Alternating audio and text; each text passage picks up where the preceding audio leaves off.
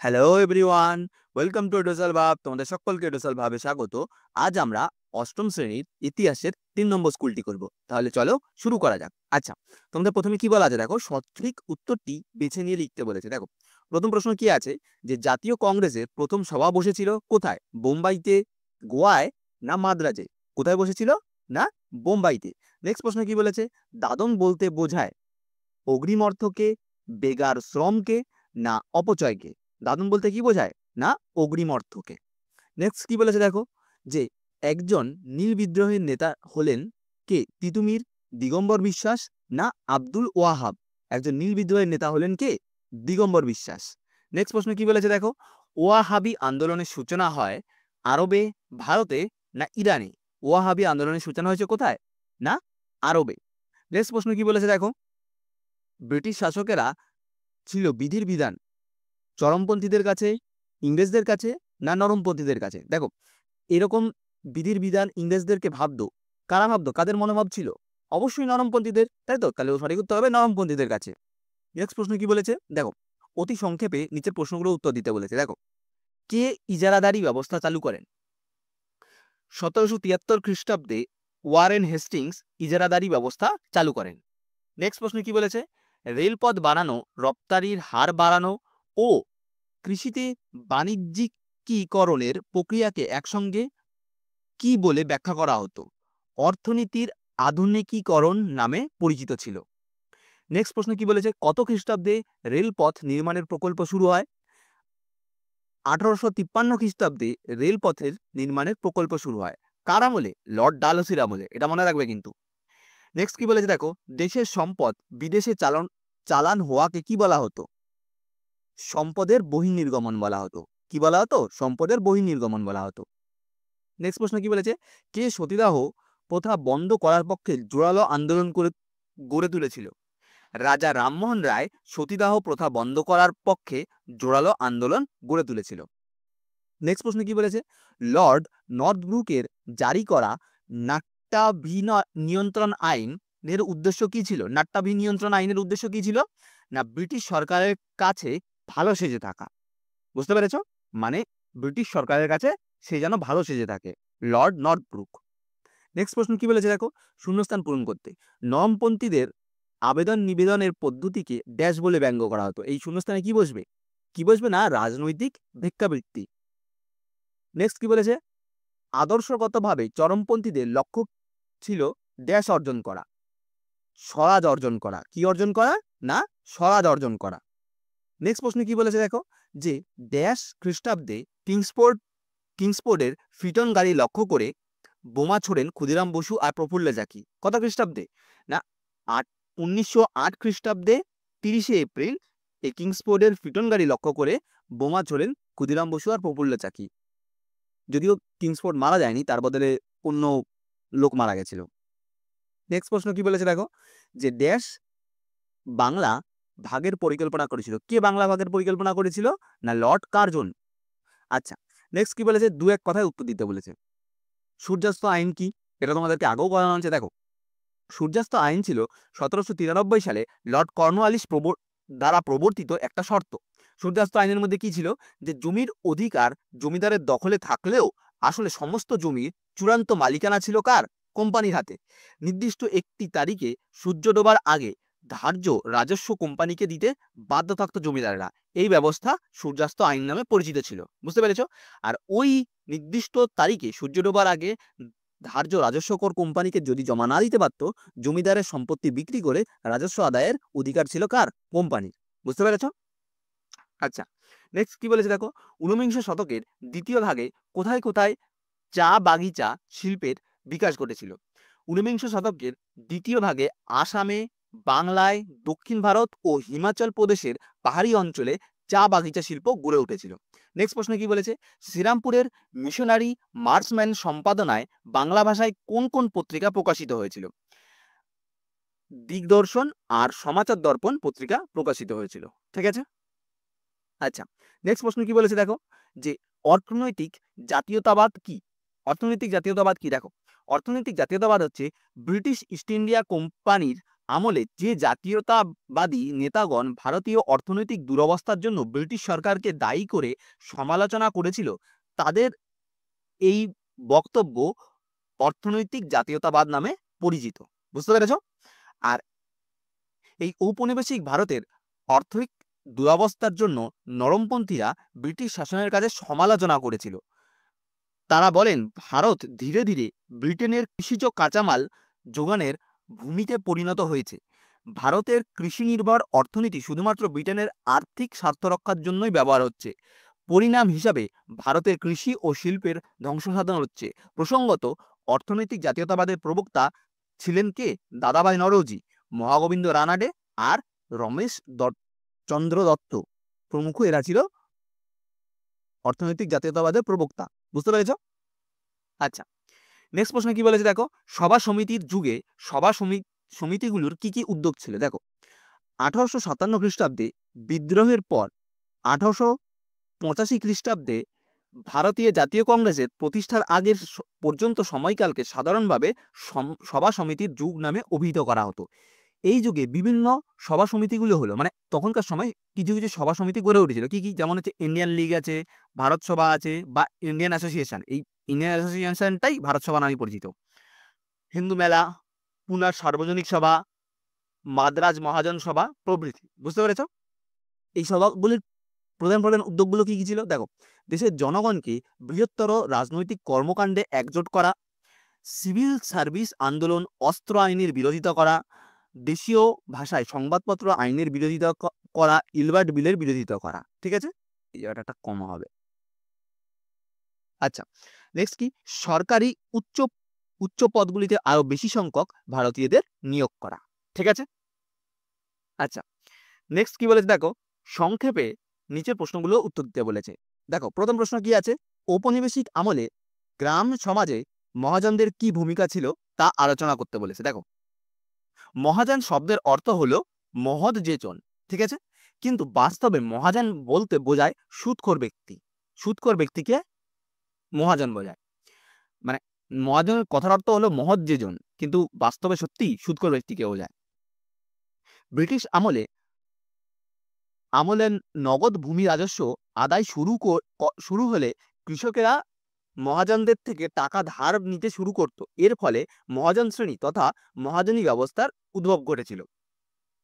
গ্রাম সমাজে এই মহাজনদের ভূমিকা কি ছিল? দেখো, উপনিবেশিক শাসনকালে কৃষকদেরকে উচ্চ হারে রাজস্ব দিতে হতো। বন্যা, খরা, বিভিন্ন প্রাকৃতিক দুর্যোগেও এরা রাজস্ব দিতে বাধ্য থাকতেন। মানে যত কিছুই প্রাকৃতিক দুর্যোগ আসুন না কেন, তুমি আমার থেকে পয়সা নিচ্ছ, আমাকে পয়সা দিতেই হবে। সে তুমি কি করে দেওয়া আমি জানি না, এরকম ব্যাপার। নগদ রাজস্ব মেটানোর তাগিদে কৃষকদেরকে চড়া সুদে মহাজনদের কাছ থেকে ঋণ গ্রহণ করা হতো। বুঝতে পেরেছ? আর কি, মহাজনরা বিভিন্ন অসৎ ও বেআইনি উপায়ে কৃষকদেরকে শোষণ করত। নেক্সট প্রশ্ন কি বলেছে দেখো, 1851 থেকে 1865 খ্রিস্টাব্দের মধ্যে টেলিগ্রাফের যোগাযোগের বিস্তার কি রূপ ছিল? দেখো, 1851 খ্রিস্টাব্দে ভারতের মাত্র কয়েক মাইল জুড়ে টেলিগ্রাফ ব্যবস্থা চালু হয়। পরবর্তী 5 বছরের মধ্যে ভারতীয় উপমহাদেশে 46টি টেলিগ্রাফ কেন্দ্র চালু হয়। বিস্তৃতি, টেলিগ্রাফের বিস্তৃতি প্রায় 4250 মাইলেরও বেশি এলাকা টেলিগ্রাফ যোগাযোগের আওতার মধ্যে এসে গিয়েছিল। কলকাতা থেকে আগ্রা, উপমহাদেশের উত্তর পশ্চিম অঞ্চলগুলো যেমন বোম্বাই, মাদ্রাজ, ওটাকামুন্ড ইত্যাদি অঞ্চলে টেলিগ্রাফ যোগাযোগ ব্যবস্থা গড়ে ওঠে। 19 শতকের শেষ দিক নাগাদ প্রায় 52,900 মাইল জুড়ে টেলিগ্রাফের লাইন ছড়িয়ে পড়ে। বিস্তৃতি হয়ে গেল। আচ্ছা, নেক্সট প্রশ্ন কি বলেছে দেখো, যে নারী শিক্ষা ও পণ্ডিত রমাবাই সম্পর্কে যা জানো লেখো। দেখো, নারী শিক্ষা 19 শতকের শেষ দিকে বিভিন্ন ব্যক্তিবর্গ নারী শিক্ষার জন্য আপ্রাণ চেষ্টা চালিয়েছেন। মানে নারী শিক্ষা, সেই সময়কার নারী শিক্ষা সম্পর্কে তোমাকে লিখতে হবে কারা কারা নারী শিক্ষার জন্য উদ্যোগ নিয়েছিল। দেখো, তাদের মধ্যে যেমন কে কে ছিল? এক হচ্ছে বিদ্যাসাগর, তিনি নারী শিক্ষার জন্য 35টি বালিকা বিদ্যালয় প্রতিষ্ঠান করেন। নারী শিক্ষা ভান্ডার নামে একটি তহবিল গড়ে তোলেন। বেথুন কলেজে মেট্রোপলিটন কলেজ প্রতিষ্ঠা করেন নারীদের উচ্চ শিক্ষায় নিয়ে আসার জন্য। ঠিক আছে, এটা বিদ্যাসাগর হয়ে গেল। পণ্ডিত রমাবাই কি করেছিল? দেখো, পশ্চিম ভারতের নারী শিক্ষা প্রসারে অন্যতম মহিলা ছিলেন পণ্ডিতা এই রমাবাই 1889 সালে মুম্বাইয়ে তিনি সারদা সদন নামে একটি বিদ্যালয় প্রতিষ্ঠা করেন, যেখানে বিধবা অবহেলিত নারীদের জন্য শিক্ষা ও আশ্রয়ের ব্যবস্থা ছিল। নেক্সট কি, বীর সালিঙ্গম পান্তুলু ব্রহ্ম আন্দোলনে প্রভাবিত হয়ে পান্তুলু নারী শিক্ষা ও বিধবা বিবাহের পক্ষে অগ্রগণী ভূমিকা নেন। ঠিক আছে, আর কি আছে, জ্যোতিবা ফুলে মহারাষ্ট্রের নারী শিক্ষা ও সমাজ সংস্কারক হিসাবে এনার ভূমিকা অপরিসীম। জ্যোতিবা ফুলে ও তার স্ত্রী সাবিত্রীবাই ফুলে ভারতের নারী শিক্ষা ও সমাজ সংস্কারের অগ্রগণী ভূমিকা পালন করেছে।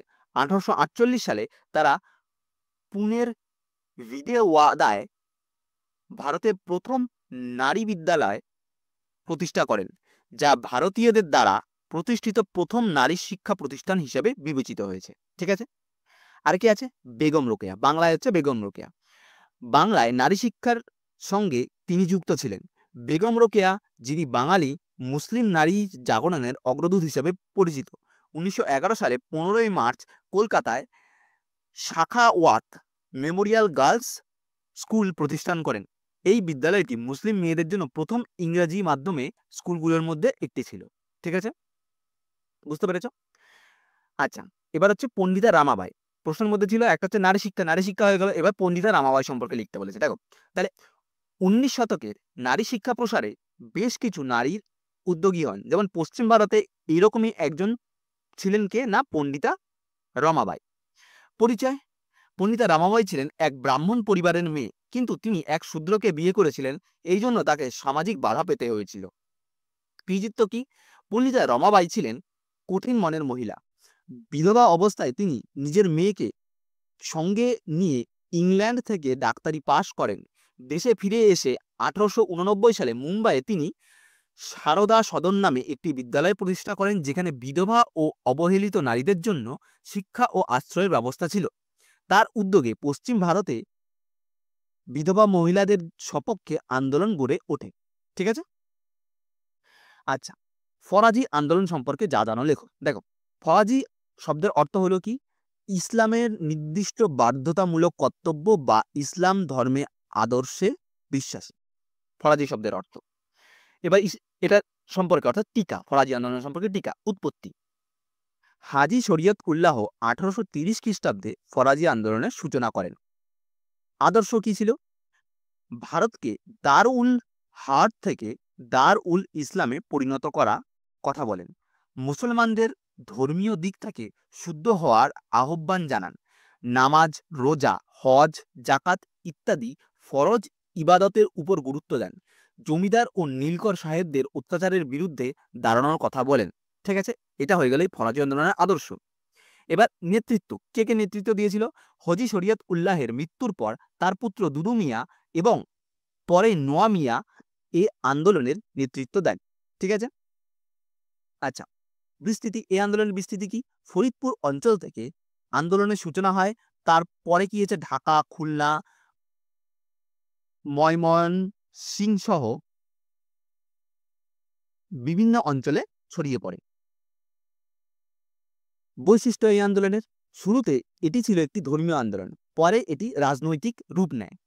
এটি প্রধানত দরিদ্র মুসলিম কৃষিজীবী শ্রেণীর দ্বারা সংগঠিত হয়েছিল।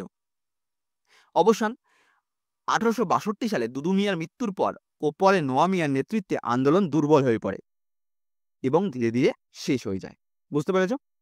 আচ্ছা, নেক্সট প্রশ্ন কি বলেছে, হিউম ডাফরিনের ষড়যন্ত্র তত্ত্ব বলতে কি বোঝো? দেখো, ভারতীয় জাতীয় কংগ্রেসের সম্বন্ধে বিভিন্ন মত প্রচলিত আছে। এদের মধ্যে অন্যতম হলো কি না, এই হিউম ডাফরিন ষড়যন্ত্র তত্ত্ব। হিউম ছিলেন একজন ইংরেজ সিভিল সার্ভেন্ট, তার পুরো নাম অ্যালান অক্টাভিয়ান হিউম। ডাফরিন ছিলেন ভারতের ভাইসরয়।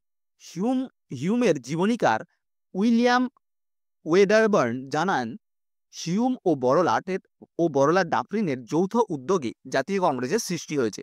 জাতীয় কংগ্রেসের প্রতিষ্ঠাতার এই উদ্যোগ হিউম ডাফরিনের ষড়যন্ত্র নামেও পরিচিত। জাতীয় কংগ্রেসের প্রতিষ্ঠাতার ক্ষেত্রে হিউমের বিশেষ ভূমিকা ছিল। এই ষড়যন্ত্রকে অনেকে কাল্পনিক বা ভিত্তিহীন বলে মনে করে। ঠিক আছে, এটা একটু ছোট লেখানো হয়ে গেছে, এটাই পড়বে। আচ্ছা, নেক্সট কি আছে দেখো, নীল বিদ্রোহ সম্পর্কে লেখো। দেখো, এটা তোমাদেরকে আগেও করানো হয়েছে। 1859 থেকে 60 খ্রিস্টাব্দে বাংলায় নীল বিদ্রোহ শুরু হয়েছিল। কারণ কি, বাংলায় চাষিদের জোর করে নীল চাষ করানো হলে এবং তাদের উপর নীলকরেরা অত্যাচার চালালে নীল বিদ্রোহ শুরু হয়।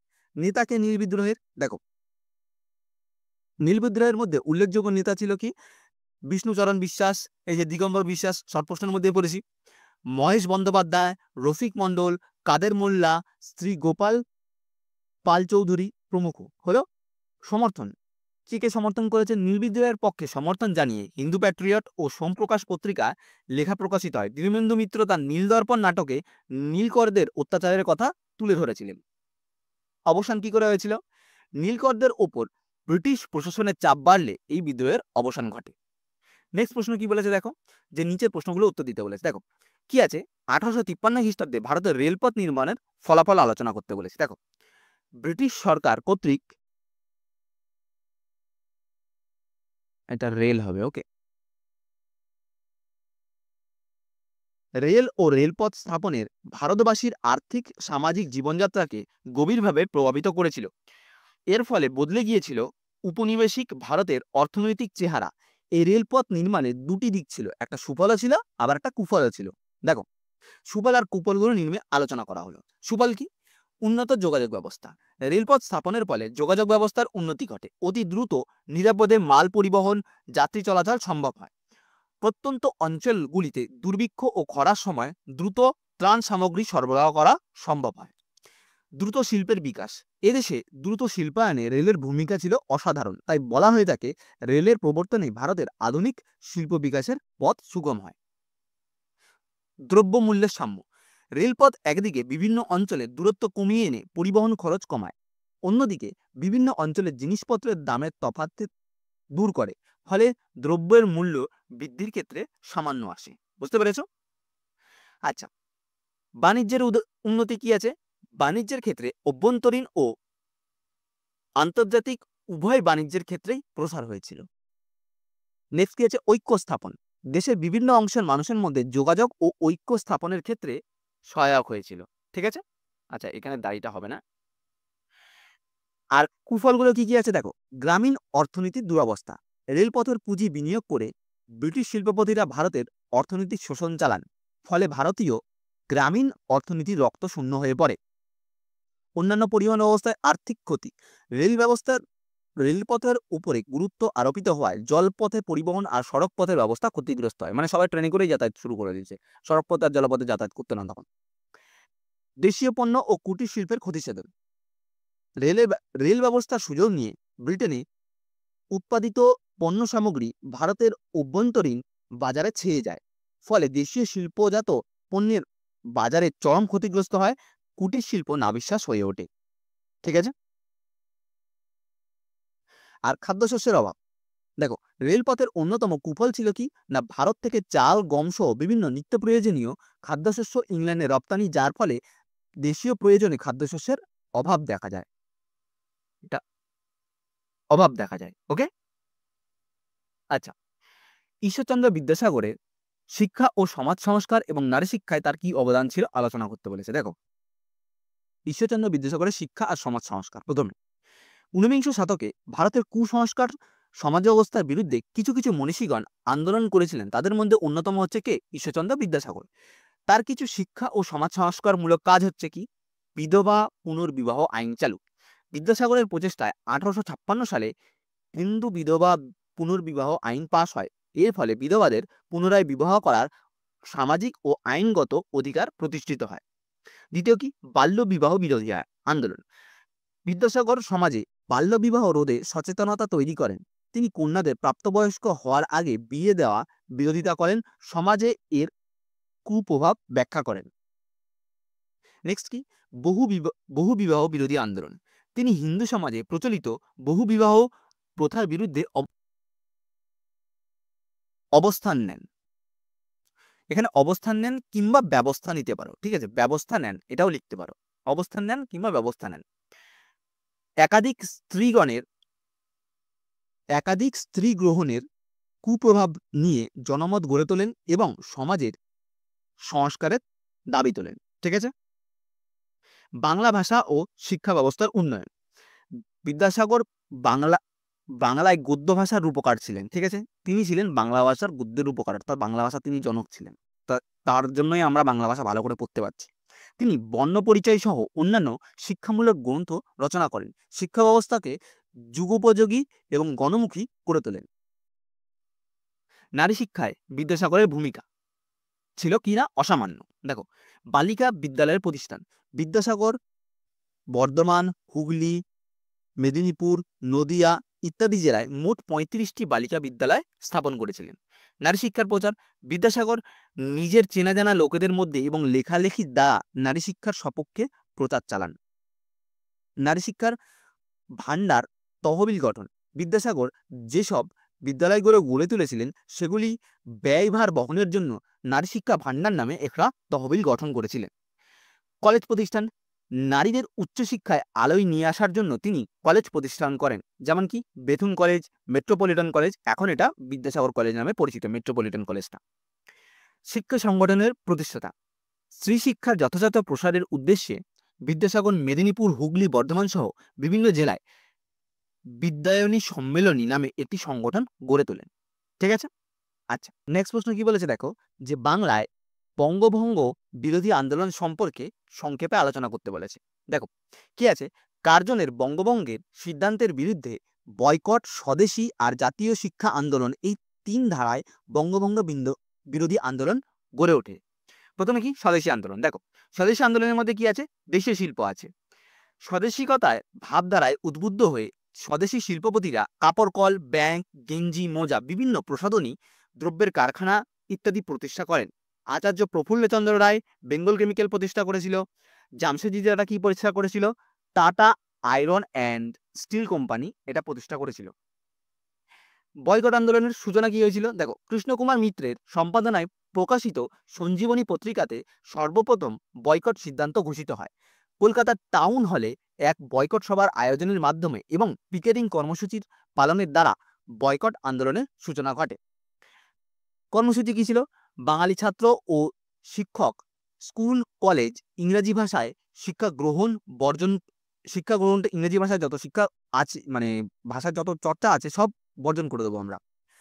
উকিল মুহুরি ইংরেজদের কোর্ট কাছারি ত্যাগ, অর্থাৎ যেসব ইংরেজ উকিল আছে সেই সব কোর্টে, যেসব ইংরেজ উকিল আছে সেই সব কোর্টে আমরা যাব না।